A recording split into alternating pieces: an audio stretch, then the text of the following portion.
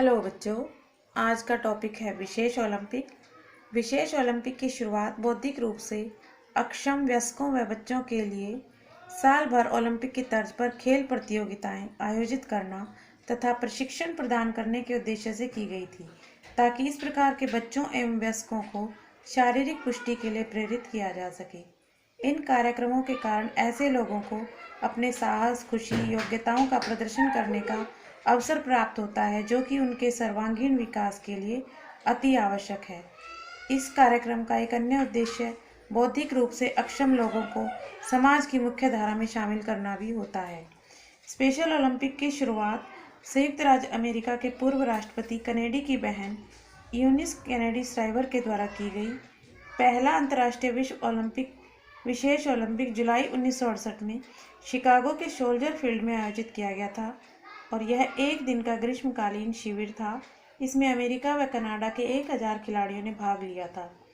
Younis Kennedy श्राइवर का मानना था कि बराबर अवसरों व अनुभवों के साथ बौद्धिक रूप से असमर्थ लोग भी काफ़ी अधिक प्राप्त कर सकते हैं यदि उनके बारे में सोचा जाए। तो उनका मानना था कि बौद्धिक रूप से असमर्थ बच्चे भी विशेष एथलीट या खिलाड़ी बन सकते हैं और इन खेलों के द्वारा वे अपनी संभावित वृद्धि व विकास प्राप्त कर सकते हैं। स्पेशल ओलंपिक खेलों का लक्ष्य बौद्धिक अक्षमता या असमर्थताओं वाले बच्चों व वयस्कों के लिए खेल प्रतियोगिता व प्रशिक्षण का आयोजन करना, उनकी शारीरिक पुष्टि को विकसित करने, अपने हौसलों का प्रदर्शन करने, खुशी का अनुभव करने, विशेष कौशलों के आदान प्रदान, अपने परिवारों व विशेष ओलंपिक समुदाय से मित्रता करने के निरंतर अवसर प्रदान करना है। विशेष ओलंपिक की शपथ है, मुझे जीतने दो, लेकिन यदि मैं नहीं जीत सकता तो मुझे वीरता या बहादुरी के साथ प्रयास करने दो। तो पैरालंपिक खेलों की शुरुआत 29 जुलाई 1948 को लंदन ओलंपिक खेलों की शुरुआत के दिन डॉक्टर गटमैन, जिन्हें पैरालंपिक खेलों का जनक माना जाता है, ने पहली बार व्हील चेयर एथलीट्स के लिए प्रतिस्पर्धा का आयोजन किया, जिसे उन्होंने स्टोक मैंडविले खेलों के नाम से संबोधित किया। यह खेल पैरालंपिक खेलों के इतिहास में मील का पत्थर सिद्ध हुए। इन खेलों में कुल 16 विकलांग खिलाड़ियों ने, जिनमें महिलाएं भी शामिल थी, तीरंदाजी प्रतिस्पर्धा में भाग लिया। 1952 में इन खेलों का फिर से आयोजन किया गया, जिनमें हॉलैंड के पूर्व सैनिकों ने भाग लिया। इसी साल से इस खेल प्रतियोगिता का नाम बदलकर अंतर्राष्ट्रीय स्टोक मैंडविले खेल कर दिया गया। यही खेल आगे चलकर वर्ष 1960 में आयोजित प्रथम पैरालंपिक खेलों के नाम से प्रसिद्ध हुए। प्रथम पैरालंपिक खेलों में कुल 23 देशों के 400 विकलांग खिलाड़ियों ने भाग लिया। तब से ये खेल हर 4 वर्ष के अंतराल पर नियमित रूप से आयोजित किए जा रहे हैं। पैरालंपिक आंदोलन को और व्यवस्थित रूप से चलाने के लिए 22 सितंबर 1989 को जर्मनी में अंतर्राष्ट्रीय पैरालंपिक संघ की स्थापना की गई। पैरालंपिक अभियान का मुख्य उद्देश्य स्पिरिट इन मोशन है। लाल, नीला और हरा रंग, जो लगभग सभी देशों के झंडों में मुख्य रूप से होता है, उन्हें पैरालंपिक खेलों के प्रतीक चिन्ह के रूप में अपनाया गया है। झंडों के रंगों की आकृति या बनावट को एकिटो अर्थात आई मूव कहते हैं। यह नाम रंगों की अर्धचंद्राकार की विषम बनावट के रूप में होने के कारण विशेष रूप से पैरालंपिक खेलों का प्रतीक चिन्ह माना गया। विशेष रूप से पैरालंपिक अभियान के लिए दिया गया। ये तीनों एजोटीज मिलकर एक केंद्रीय बिंदु बनाते हैं, जो इस बात का प्रतीक है कि खिलाड़ी पृथ्वी के हर कोने से आकर यहाँ पर एकत्रित होते हैं। पैरालंपिक खेलों का उद्घाटन समारोह। पैरालंपिक खेलों की शुरुआत मेजबान देश के ध्वजारोहण तथा उस देश के राष्ट्रीय गान के साथ की जाती है। इसके बाद विभिन्न देशों से आए प्रतिभागी अपने अपने राष्ट्र के समूह में एक एक करके मार्च पास्ट करते हुए स्टेडियम में प्रवेश करते हैं। मेजबान देश के खिलाड़ी सबसे आखिर में स्टेडियम में प्रवेश करते हैं। सभी खिलाड़ियों एवं अधिकारियों के प्रवेश के बाद मेजबान देश द्वारा संगीत, नृत्य एवं गान द्वारा अपने देश की संस्कृति की झलक प्रस्तुत की जाती है। इस सांस्कृतिक कार्यक्रम के अंत में पैरालंपिक मशाल को स्टेडियम में लाकर पैरालंपिक ज्योति को प्रज्वलित किया जाता है। पैरालंपिक खेलों का समापन समारोह। सभी पैरालंपिक खेल इवेंट्स के अंत में समापन समारोह का आयोजन किया जाता है।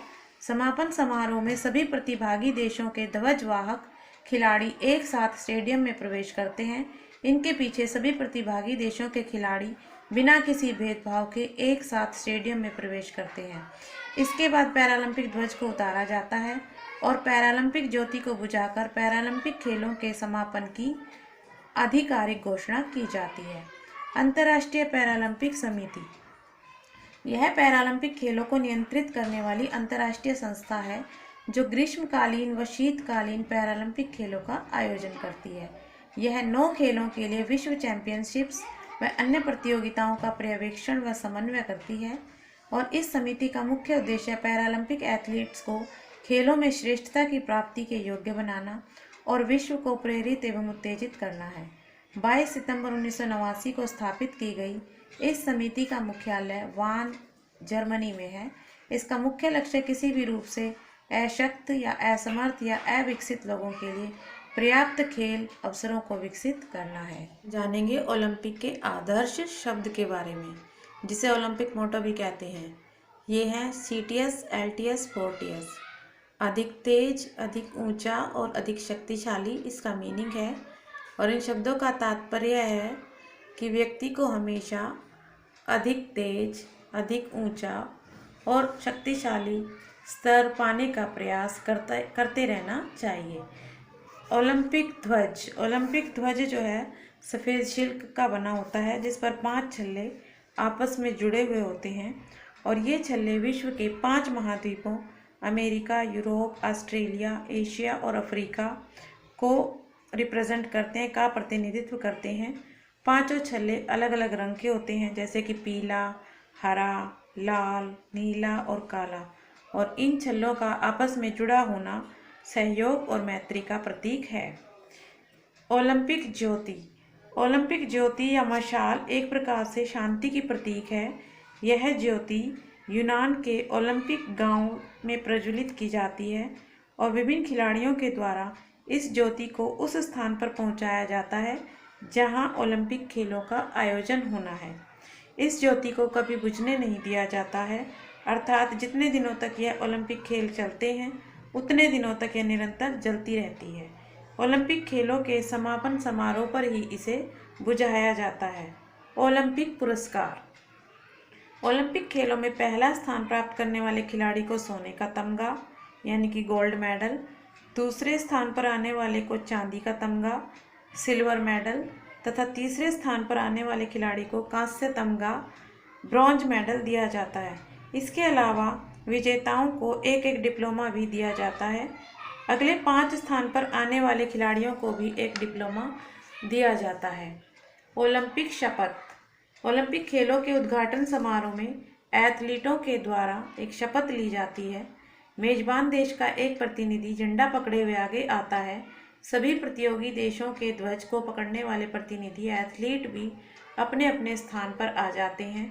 प्रतिनिधि सभी एथलीटों की तरफ से शपथ लेता है और सभी एथलीट अपना दायां हाथ उठाकर उसके बाद शपथ को दोहराते हैं। प्रतियोगियों के लिए नियम।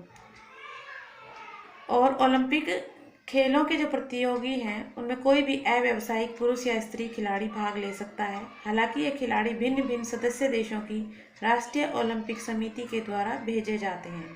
ओलंपिक खेलों का उद्घाटन समारोह।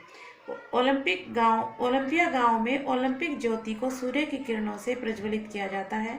फिर इस ज्योति को उस शहर में लाया जाता है जहां पर ओलंपिक खेलों का आयोजन किया जाना है। स्टेडियम में मेजबान देश के राष्ट्रपति या प्रधानमंत्री के द्वारा इन खेलों की शुरुआत की घोषणा की जाती है। सभी खिलाड़ी मार्च पास्ट के बाद शपथ ग्रहण करते हैं और उसके बाद ओलंपिक झंडा लहराया जाता है और ओलंपिक ज्योति को प्रज्वलित किया जाता है। ओलंपिक खेलों का समापन समारोह। समापन समारोह में सभी देशों के खिलाड़ी एकत्रित होते हैं। ओलंपिक समिति के अध्यक्ष ओलंपिक खेलों की समाप्ति की घोषणा करते हैं। उसके बाद ओलंपिक झंडे को नीचे उतारा जाता है और यह झंडा मेजबान शहर के मेयर को रखने के लिए दे दिया जाता है। इसके बाद ओलंपिक ज्योति को बुझा दिया जाता है और ओलंपिक गीत के साथ ओलंपिक खेल समाप्त हो जाते हैं। धन्यवाद बच्चों।